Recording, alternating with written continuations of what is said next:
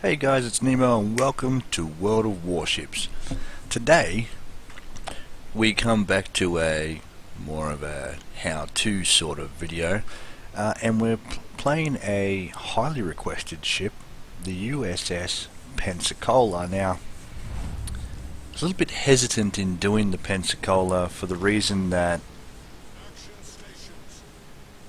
it used to be tier 7. Okay, and the tier 7 Pensacola used to get absolutely dominated. It is a very lightly armoured ship, not very heavily armoured at all.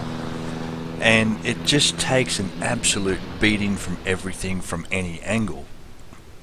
And when it was at tier 7, it used to be even worse because you would face tier 9 ships, things like Iowa and Musashi, but I actually think it might have gone to tier 6 before Musashi came out. I can't remember that, but anyway, you know, you face in 460mm guns at tier 7 in such a thinly armoured ship isn't very fun. But the Pensacola is at tier 6 now and has been for quite some time since the US cruiser line split. And the thing that makes the Pensacola great at tier 6 is the fact that her super heavy 203mm armor piercing shells are really good at this tier. So what do you want to do with this thinly armored ship? Well, the first things you want to do is look for an island. Play it like any American cruiser to start with. Some people try to open water in her. If you're playing against people who can't shoot very well, who aren't accurate, yeah, that might be okay. But you have to remember that it is very thinly armoured and will take citadels from all angles. Now, you might notice that it's 8 versus 8. This was an early morning game. There wasn't that many people on the server, unfortunately. But it still is the same basic gameplay, basic principles of how you would play with 12 versus 12. So as you can see, we've come up to this island. We are plane spotted. The problem is here, what I've done is I've gone a little bit too far forward. So you start up with armor piercing. You get ready to hit anything because your armor piercing is just great. It's so good. Lucky for me, the Velecki, it's a bit hit and miss, you know, especially at that range. You know, is it going to hit me and kill me, or is it just going to go around me? Sometimes it'll hit and kill, other times it won't. And in the Pensacola, it's even worse, so just be careful of that. So as you can see, like, the armor piercing is not too bad, even on heavily armored ships, you know, a tier below it. So the Velecki is a tier 5 Russian battleship. Now I'm getting a little bit too far out from the island here, but I want to get some more guns off and I want to turn around. As you can see, our flank is gone, our other flank. Our Nagato and our Texas are coming over here, so I decided to relocate quickly and early. So I can't really do anything more with this Velecki because he's going to be out of my range soon. So I'm just going to switch back to the armor piercing in a minute, because what I want to do is hit the Leander that's coming around on the other side. So you want your guns ready to be able to fire at all times. Now, the Pensacola has a sort of a strange turret setup. She's got it's very American at this tier. She has the twin turrets fore and aft, but they are 2 barrels and 3 barrels in each of the turrets. It's the same sort of thing with the Dallas, the light cruiser at this tier. So as you can see, we switch back to armor piercing. We're about to head over and try to counter the enemy push. Whatever you do in World of Warships, you cannot lemming train. If you lemming train like what our team is doing here, and lemming train, for those who don't know, is where all ships go one side. If you do that, you need to push, and you need to push hard, and you need to overwhelm the enemy with numbers.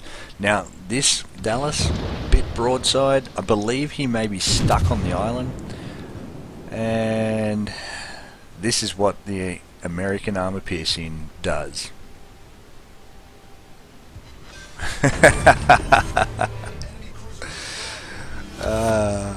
Don't get stuck on an island broadside to a Pensacola, because the Pensacola will absolutely wreck you. Its armor piercing is amazing. It's the same armor piercing that you get on the Des Moines. You go up the 203 millimeters or the 8-inch guns from the Pensacola all the way up to the Des Moines. So start getting used to playing with that gun and that gun caliber. The only thing that's different is the fact that the Des Moines can fire every 5.2 seconds or something like that, whereas the Pensacola, it can't. It's more like, I think it's 12 to 14 seconds. So what we want to do here is, now we're alone. We're alone on this side, but we need to hold off the enemy. We know that there's at least, 5 ships out this side. But if I don't come back and hold this area, our cap is going to be taken. So that's why I'm actually in the cap here. So you need to find areas that will really benefit the Pensacola. You want the Pensacola to be effective, so you put her near islands. Another way to be extremely effective, and sorry about all the Discord pings, another way to be extremely effective with any ship is to make sure that you have the upper hand in combat. So what you want to do is, you want to fight no more than 1 ship at a time. That corrupted sound there is actually what happens when the Discord pings off, so I try to make sure that the Discord doesn't go off while I'm recording. So anyway, we've backed out a little bit. We still have 2 aiming at us, so you've got to be really careful doing this. The Furitaka has 203mm guns as well, but we're Americans. We send out big heavy freedom packages, and as you can see, we've got the Citadel on him, which is a good result. So the Nagato's coming in. We have to select our shots. So what you want to do to maximize the effect on a ship like this is to make sure that you're attacking the weakest targets. Weakest targets first, because if you can get rid of the weakest targets, then you're not going to have so many crossfires. Now, the reason I'm firing the Nagato at the moment is because it's all that I can see. If I want to go and get the Leander, I'll have to reverse out, and I'm going to probably have to do that anyway. Now, as you can see, our base icon has gone to a diamond, which means it's been contested, which means we're not getting any points, but it's also meaning that they're not capping out our base. You need to protect your base in this game. I'm not a big fan of this game mode, because a lot of people are unsure of how to play it, and they make a lot of mistakes because of uncertainty. So things like destroyers, it takes away the destroyer's role of the cap contesting, and a lot of destroyer captains don't know how to play the game when you've got no objective. You know, like, there is an objective, yes, there's a get out there and target and kill and things like that, but it sort of takes away what they've really got to do. Anyway, I'm going to switch to HE here to try and finish off the destroyers. The heavy AP doesn't really do that much to destroyers. It can do, you know, if you get your over penetrations, you're still going to do 1,000 damage each over penetration, but you really want to be firing high explosive at the destroyers. Now this is where it's going to get tricky, because the Furitaka is coming around. I've just lost my eyes. Thankfully my aircraft carrier is coming over. I just wanted to clear the barrels there because I want the armor piercing. You want to try and fire as much armor piercing as you can in the Pensacola because of how strong it is. Now the Furitaka has 203mm guns, so it can also easily destroy the Pensacola. It also has torpedoes, and a lot of people will rush in with their torpedoes to try and get them off. It's usually the downfall of a Japanese cruiser, because too many of them come in and get broadside and you just absolutely wreck them. So if you can wait for that right time to hit a Japanese cruiser, you can hit him broadside and hit him very hard, but then you just have to know that he's launching torpedoes. If a Japanese cruiser turns broadside all of a sudden, it's undoubted that he's launching torpedoes. It's the only, and the other ones are the Germans and the French. These cruisers with torpedoes, people do irrational things, such as giving up massive amounts of broadside to get the torpedoes off, and it doesn't have to happen. Remember, in any ship, your primary armament is your guns, and you don't want to go and give your ship away just to get some torpedoes off that maybe will kill. The likelihood of them actually hitting and killing is quite minimal. So here we go. As you can see, he's turning. He turned to open up, probably to torp the Graf Spee down there, which is Pell, and he's ended up getting killed. I mean, I wouldn't be giving broadside to Pell in anything, let alone a Furitaka. So we get a Confederate, which is nice. Now our one target here means that the guns of the Nagato there are going to be turning to us, but we're just not sure how fast. He's not turning them very fast, is he? So we're going to keep firing the armor piercing, and we're just going to keep resetting him. Our Texas is capping. The enemy CV is dead. And what you would really want to do is get the Podvoisky back in there to cap.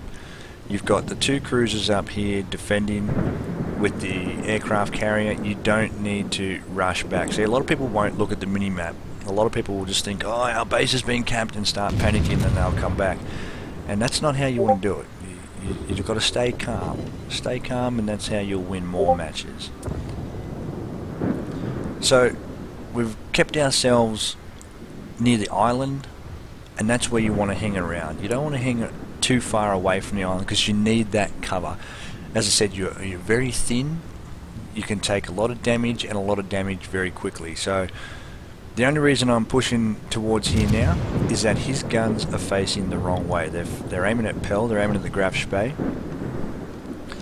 And to rotate those forward guns around to hit me is going to take quite a while. The rear guns could come around and get me, yeah, but don't think it's going to happen, especially when you cap out. So anyway, that's essentially how you play the Graf Spee, the Pensacola, just hanging around near islands. Okay, so we're going to run main armaments mod 1, then damage control mod 1, because the other two really aren't really good at all. Aiming systems mod 1 for more accuracy on those super guns, and then propulsion mod 2. And the reason I'm running propulsion mod 2 is because I'm hanging around islands a lot. Now I've only got a 10 point or 11 point, but let's say 10 points on this captain. Priority target, expert marksman. The turrets turn extremely slowly, so I think that's more valuable to start with than AR. Demolition expert and concealment expert. You could also run the superintendent if you didn't want to run the demolition expert. I just run the demolition expert for a little bit more firepower. I find I don't use my consumables as much as what I would if I was at Des Moines with radar and heal and things like that. So you can pick that up a little bit later. You can probably drop off demolition expert. It just depends on what build you really want to run. I just find that's a little bit more versatile, I guess. That extra fire can really annoy ships, especially the 203mm guns. Setting fires on battleships, especially after they've damage conned, is quite effective. So, not bad. I didn't used to like the Pensacola, but she's not a bad ship now at tier 6. Anyway guys, thanks for joining me, and stay safe out there.